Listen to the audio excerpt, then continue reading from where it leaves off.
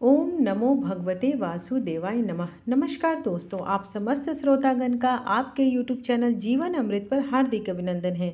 आज के वीडियो में आप जानेंगे कार्तिक मास के बारे में। कार्तिक मास की तिथि क्या है, महत्व क्या है, इस कार्तिक स्नान में किन नियमों का पालन करना चाहिए, किन चीज़ों का दान करना चाहिए, किन चीज़ों को करने से बचना चाहिए। समस्त जानकारी आपको एक ही वीडियो में मिलेगी और 18 तारीख से आपको कार्तिक महात्म कथा का अध्याय भी श्रवण करने को मिलेगा।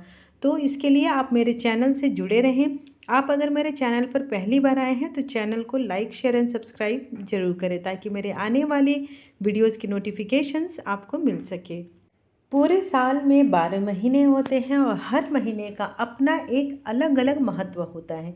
इनमें से कार्तिक मास को विशेष रूप से पवित्र माना जाता है। इस महीने में भगवान विष्णु की आराधना करने से हमें हर मनोइच्छित फल की प्राप्ति होती है। कार्तिक स्नान भी उसी का एक हिस्सा है जो भगवान विष्णु और पवित्र नदियों खासकर गंगा जी की पूजा का एक पवित्र अनुष्ठान भी है।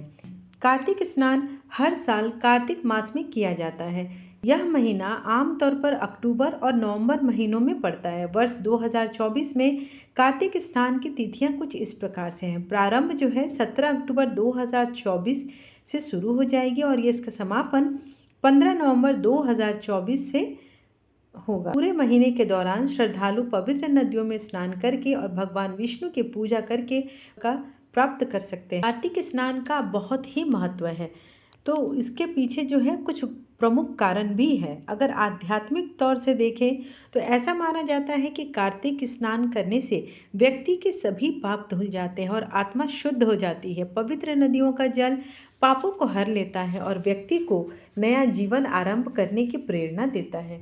मोक्ष की प्राप्ति भी होती है। कार्तिक स्नान को मोक्ष प्राप्ति का द्वार भी माना जाता है। इस महीने में किए गए स्नान, दान और पूजा से व्यक्ति को मोक्ष की प्राप्ति होती है। हिंदू धर्म में मोक्ष जीवन का अंतिम लक्ष्य माना जाता है। कार्तिक मास में किए गए स्नान, दान और पुण्य फलों से व्यक्ति के जीवन में सुख समृद्धि का आगमन होता है। कार्तिक स्नान केवल व्यक्तिगत लाभ के लिए नहीं किया जाता, परिवार का कल्याण भी हो जाता है। इस दौरान किए गए अनुष्ठानों से परिवार में सुख, शांति और सद्भाव स्थापित होता है।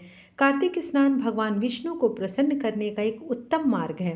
भक्त इस महीने में उनकी पूजा करके उनका आशीर्वाद प्राप्त करते हैं। भगवान विष्णु के आशीर्वाद से व्यक्ति के जीवन में सभी कष्ट दूर हो जाते हैं और मनोवांछित फल की प्राप्ति होती है।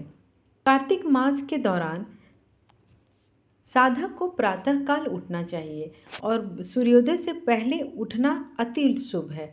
स्नान करें, स्वयं को स्वच्छ करें, पूजा के समय साफ और धुले हुए वस्त्र पहने। पूजा करने से पहले पूजा स्थल को शुद्ध करें। इसके बाद पूजा स्थान पर भगवान विष्णु की मूर्ति या प्रतिमा जो भी आपके पास है उसे रखें। गंगा जल से उसे शुद्ध करें, फिर उन्हें पुष्पों और की माला से सजाएं। धूप, दीप, नैवेद्य, मिठाई चढ़ाकर भगवान को भोग लगाएं। भगवान विष्णु की कृपा प्राप्त करने के लिए ओम नमो भगवते वासुदेवाय या ओम विष्णवे नमः जैसे मंत्रों का जप अवश्य करें। आप अपनी इच्छा के अनुसार जितना बार भी करना चाहें करें, पर कर जाप करें जरूर। उस तत्पश्चात पूजा के बाद यदि संभव हो तो किसी पवित्र नदी, खासकर गंगा नदी में स्नान कर लें। अगर नहीं कर सकते हैं तो स्नान करते समय अपने स्नान के जल में ही थोड़ा गंगा जल मिलाकर स्नान करिएगा। कार्तिक स्नान के बाद गरीबों और ज़रूरतमंदों को दान अवश्य दें। दान में अनाज, वस्त्र, धन आदि कुछ भी दिया जा सकता है। दान करने से पुण्य प्राप्त होता है और भगवान विष्णु भी प्रसन्न होते हैं। आप चाहें तो कार्तिक स्नान के बाद विष्णु सहस्त्र नाम का भी पाठ कर सकते हैं। इससे आपको मन की शांति मिलेगी और आपकी आध्यात्मिक ऊर्जा भी बढ़ेगी।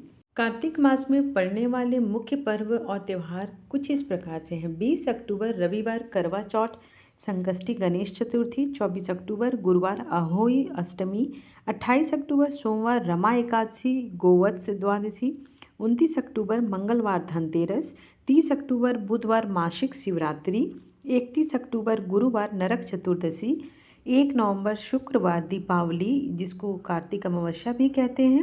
2 नवंबर शनिवार गोवर्धन पूजा। 3 नवंबर रविवार भाई दूज। 7 नवंबर गुरुवार छठ पूजा। 9 नवंबर शनिवार गोपाष्टमी। 10 नवंबर रविवार अक्षय नवमी, 12 नवंबर मंगलवार प्रबोधिनी एकादशी अर्थात देव उठानी एकादशी भी कहते हैं। 13 नवंबर बुधवार तुलसी विवाह, 14 नवंबर गुरुवार वैकुंठ चतुर्दशी, 15 नवंबर शुक्रवार कार्तिक पूर्णिमा,